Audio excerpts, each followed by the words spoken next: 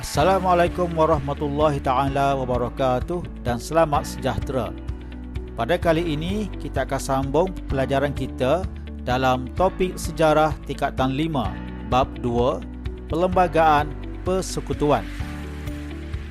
Standard pembelajaran kita pada hari ini ialah latar belakang sejarah perlembagaan persekutuan dan sejarah penggubalan perlembagaan persekutuan. Perlembagaan Persekutuan.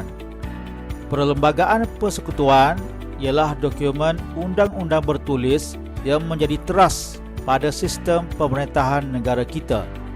Ia berkuat kuasa seiring dengan kemerdekaan pada 31 Ogos 1957. Asas pembentukan Perlembagaan Persekutuan. Perlembagaan persekutuan berasaskan nilai tradisi Kesultanan Melayu dan kemudiannya beberapa prinsip Undang-Undang Inggeris disesuaikan dengan nilai-nilai tempatan.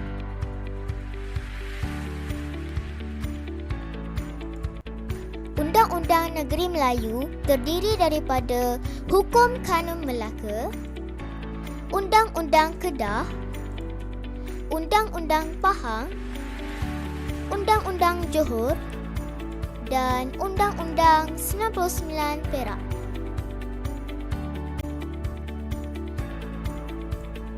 Undang-Undang Inggeris terdiri daripada Charter of Justice 1807, The Sarawak Application of Laws Ordinance 1949 dan Sabah Application of Laws Ordinance 1951.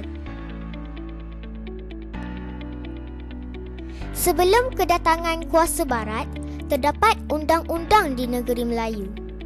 Dalam Undang-Undang Negeri Melayu, raja sebagai pemerintah, manakala rakyat hendaklah taat setia kepada pemerintah. Undang-undang dan sistem pemerintahan ditentukan oleh raja dan menjadi panduan dalam pemerintahan negara. Pada tahun 1807, di negeri-negeri Selat, diperkenalkan Charter of Justice yang diambil dari England. Ia bertujuan untuk melindungi penduduk asal daripada penindasan dan ketidakadilan. Berikut adalah perkembangan Charter of Justice.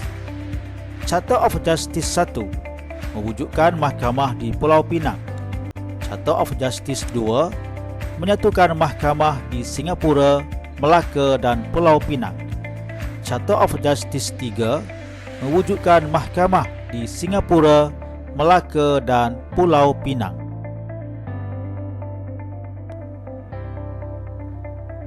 Di negeri Sarawak, terdapat Majlis Negeri atau Kaunsil Negeri.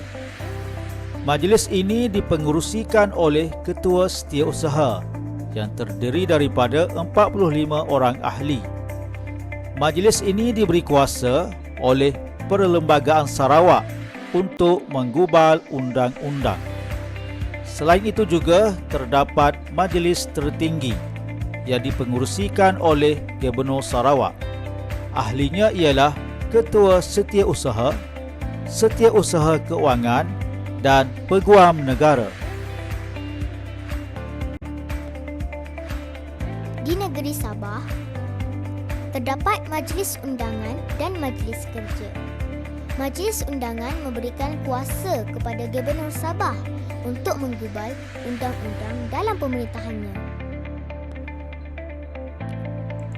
Sejarah penggubalan Perlembagaan Persekutuan.